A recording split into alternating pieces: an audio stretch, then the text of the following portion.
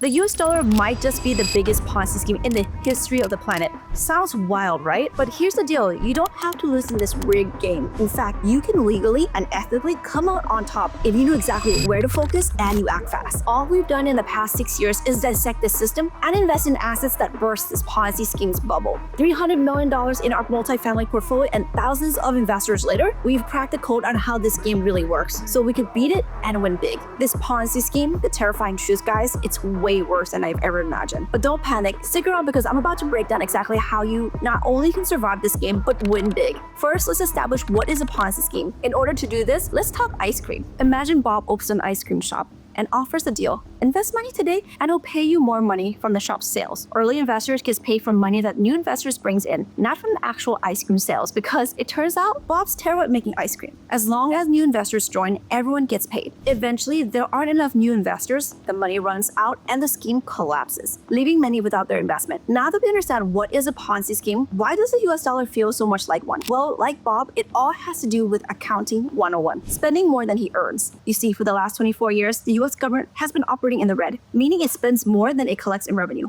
As of this recording, the U.S. national debt stands at $36,219,277,430,510. To give you some context, a mere 5 years ago, it stood at $22.7 trillion. Oh, and 20 years ago, it was a mere $7 trillion. That's a 5x increase. But that isn't even the scariest part. The more sobering number is that as of November 2024, it cost $169 billion in just 1 month of interest payment, or $882 billion for the entire 2024 fiscal year to maintain the debt, aka debt service, aka interest payment. This is like you using your credit card, but never paying off the full balance. And that 30% interest rate just keeps stacking higher and higher and higher. But here's the difference. You have a credit limit. At some point, the credit card company, they're just gonna cut you off. The government, they have no limit. They can keep borrowing more and more with no end in sight. And that's where the real problem begins. Unfortunately, the debt service on the US national debt makes your credit card bill look like pocket change. The government can barely manage to cover the interest payments. Forget about touching the principal. Sounds familiar? Maybe a little bit familiar, right?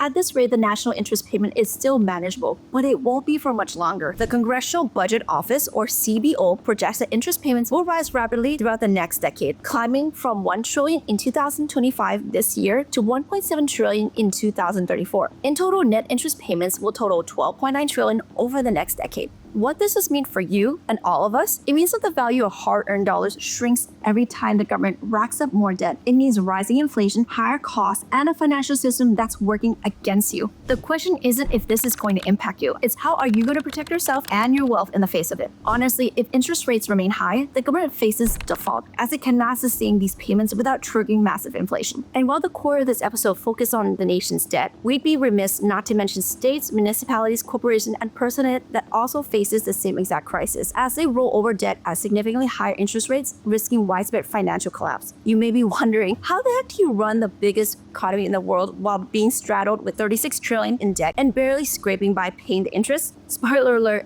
you don't. And the options on the table, they're terrifying. Let me break them down. The US government, it's in a pickle. Actually, it's like a giant jar of pickles. And the two paths forward, one is catastrophic and the other is just the lesser of two evils. Stick around and I'll show exactly what I mean. Let's talk about the catastrophic one. Hit the big red button and default on the national debt. Sounds extreme? That's because it is. This has happened before, just not to a world superpower and not at this scale. If the United States defaults, the ripple effects will be massive. Domestically, we're talking deep recession or worse, a depression. Interest rate shoots through the roof, making mortgages and loans unaffordable. Businesses crumble, layoffs spikes, Social Security and Medicare takes a hit, and the stock market nosedives, wiping out retirement savings. Inflation could explode or deflation could paralyze everything. Either way, the economy freezes. And globally, it's a full-blown disaster. The dollar could lose its status as the world's reserve currency, shaking up trade and finance everywhere. Emerging economies that rely on the US debt, they crash. And the US is geopolitical influence tanks, letting rivals like Russia and China step in. Long-term, higher borrowing costs, harsh austerity measures, massive tax hikes. It's a nightmare scenario. Here's the thing, this isn't some conspiracy theory. This is real life. And while it's terrifying to imagine, it's why we believe this isn't the path the government will choose. But that leaves us with the lesser evil, me per se. And trust me, it's still bad. The lesser evil? Keep inflation high. Sounds crazy, right? But between a full-blown financial collapse and high inflation, guess which one the government prefers? In inflation. Why? Because it's a sneaky way to reduce debt without ever admitting they can't pay up. Here's the game. When inflation rises, the value of money goes down. This means that the dollars the government uses to pay off its $36 trillion in debt tomorrow are worth way less than the dollars they borrow today. It's like borrowing $10 trillion, but inflation quietly cuts the burden in half. Now it feels like $5 trillion. Genius, right? Wrong. Here's the catch. Inflation isn't harmless. It wrecks savers, crushes retirees on fixed incomes, and stretches paychecks so thin that it might as well be tissue paper. But what's worse, inflation punishes older generation far more than their grandkids. Think about this. Retirees live off their savings, pensions, and fixed incomes. They're not out here asking for raises or starting side hustles. If you saved $1 million thinking it'll last you 20 years, and inflation cuts its value in half, that $1 million now feels like $500,000. And the life savings they worked decades for erodes dollar by dollar, year by year. Meanwhile, healthcare, housing, food costs, their biggest expenses skyrocket even faster than general inflation. Now, younger people, they've got options. Inflation sucks, but they can ask for raises, change jobs, start a business, or invest in assets like real estate that grows alongside inflation. They've got time and adaptability on their side. Inflation is the government's cheat code, but it's a brutal one. The older generation pays the highest price, while the younger generation at least has a fighting chance. So if you're wondering where all this is headed and how to come out on top, stick around and I'll show you exactly how to play the game better than they do. For those who get it, inflation isn't the enemy, it's inaction. The ones winning this game, they stack their chips on one thing: real, tangible assets. Here's the thing, not all tangible assets are created equal. The right ones don't just hold value during inflation, they outperform. They're the ultimate cheat code against your money losing its power. Sure, precious metals like gold and silver, they are the OG inflation hedges. But here's the problem, they're just sitting there. No income, no growth, just shiny paper rates in your safe. That's why the real MVP is multifamily real estate. Why?